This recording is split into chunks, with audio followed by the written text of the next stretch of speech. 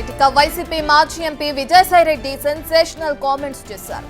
Case మొత్తం కర్త కర్మ క్రియ విక్రాంత్ రెడ్డిదేనని తేల్చి చెప్పారు. తనకు జగన్ కు మధ్య అభిప్రాయ భేదాలను సృష్టించడంలో వైసీపీలో ద్వితీయ శ్రేణి నాయకులు విజయం సాధించారని సెటైర్లు వేశారు. కోటరీని ఎప్పుడైతే జగన్ పక్కన పెడతారో అప్పుడే ఆయనకు భవిష్యత్తు ఉంటుందని తెలిపారు. ఇప్పుడు కూడా పార్టీ నుంచి వచ్చిన తర్వాత జగన్మోహన్ రెడ్డి బాగుండాలనే కోరుకుంటున్నాను. కానీ ఈ యొక్క ద్వితీయ శ్రేణి నాయకత్వం వాటిని ఏమంటారు, వీళ్ళు చుట్టూ ఉండేటటువంటి వాళ్ళని కోటరీ. ఈ కోటరీ నుంచి ఏ రోజైతే ఆయన బయటపడతాడో ఆ రోజు ఆయనకు భవిష్యత్తు ఉంటుంది. లేకుండా ఉంటే భవిష్యత్తు అనేటటువంటిది చాలా కష్టంగా ఉంటుంది. ఇంతకన్నా మించి చెప్పగలను.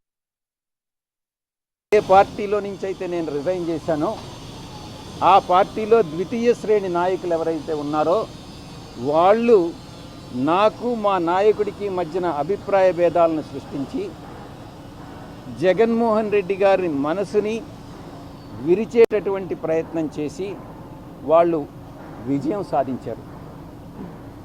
3.5 సంవత్సరం పాటు అవమానాలకు పాలై నేను దిగినటువంటి ప్రతి మెట్టు కూడా కొంతమంది పైకెక్కడం జరిగింది.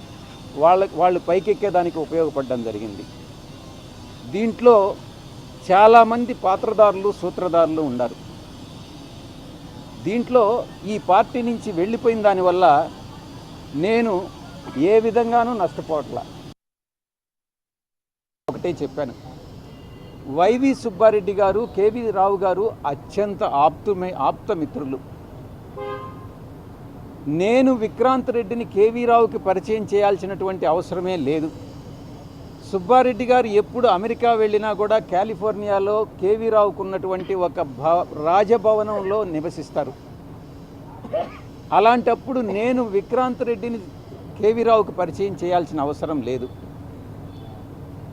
ముఖ్యంగా దీనిలో విక్రాంత్ రెడ్డి పాత్ర గురించి అడిగినప్పుడు ఆది నుంచి అంతిమం వరకు నా మీద ఆరోపణలు చేశారు. కాబట్టి ఈరోజు నేను మీ ముందు వచ్చి జవాబు చెప్పుకోవాల్సిన పరిస్థితి వస్తుంది. కాబట్టి ఈ యొక్క డీల్ని నాకు తెలిసినంత వరకు కేవీ రావు కామన్ ఫ్రెండ్స్ ద్వారా కేవీ రావును అడిగించినప్పుడు కేవీ రావే దీన్ని ఆది నుంచి అంతిమం వరకు విక్రాంత్ రెడ్డే డీల్ చేశాడన్నటువంటి విషయం కామన్ ఫ్రెండ్స్కి చెప్పడం జరిగింది.